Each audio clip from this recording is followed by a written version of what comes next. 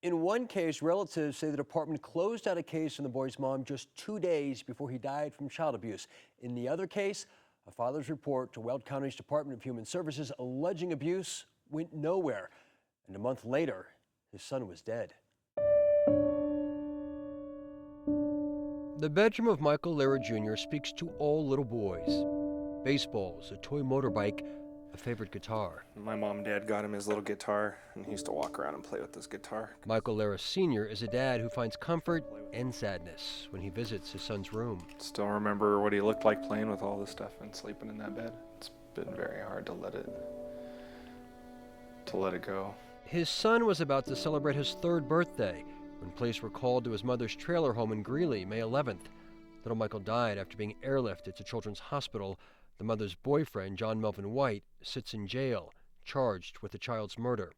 The affidavit states the boy had significant injuries, including old and new bruising to his head, bruising down his back, burns to his face and neck. I was able to spend 15 minutes with my son before we had to pull him off life support. The anger Michael felt wasn't directed just at John Melvin White. How long before you thought, wait a minute, it was just a month ago that I called social services?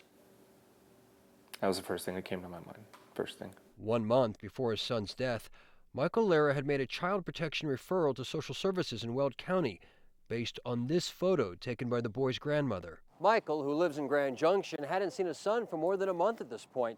He says his ex was refusing to honor visitation orders and meet him halfway across the state. While he waited for the courts to enforce the child custody agreement, he assumed Weld County's Department of Human Services would investigate his son's bruise.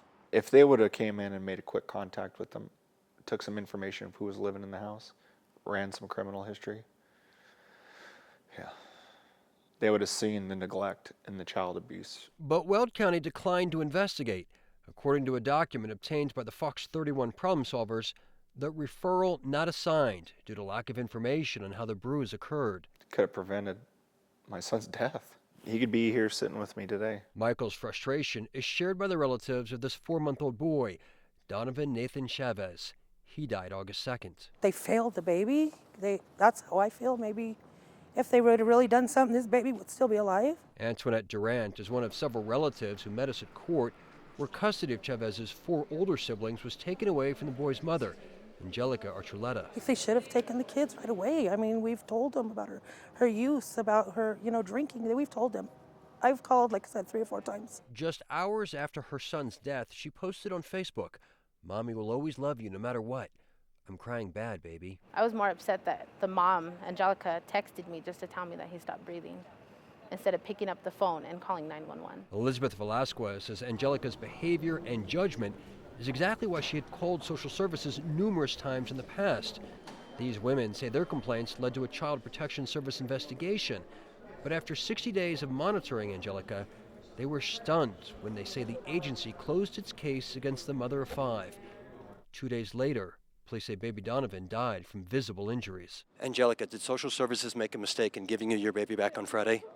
She would not answer our questions, and neither will Weld County's Department of Human Services, which in an email told us, "Pursuant to the requirements of state law, we are unable to respond to your questions regarding specific dependency and neglect records and information."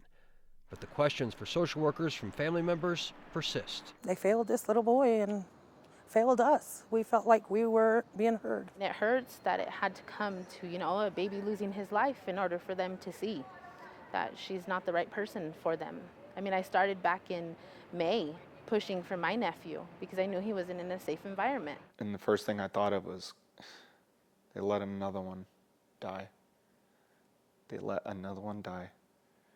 This time they had way more involvement than I could ever have asked for or imagined. Nobody wants kids to be hurt. Now, Colorado's child ombudsman is involved. Dennis Goodwin confirms he's investigating the death of Michael Lehrer Jr. If a reporting party makes an allegation of a bruise that is visible, isn't by state statute that something social workers are supposed to investigate? Yes. And he's reviewing the role of social services in the days before Nathan Chavez died. Knowing what happened in those 2 days is important, but also what was the casework like before that? Were the decisions to close the case appropriate or not? Goodwin has no enforcement power to hold social workers accountable, but his recommendations have led to forced resignations. Michael's dad hopes the investigation will speak for two boys who can't speak for themselves. It's not going to bring my son back, but this is going to stop.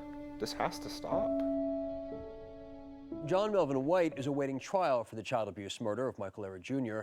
Meantime, no one has been charged in the death of Donovan Chavez. Greeley police said they're still waiting on final autopsy results before making their next move. Rob Lowe, Fox 31 Denver.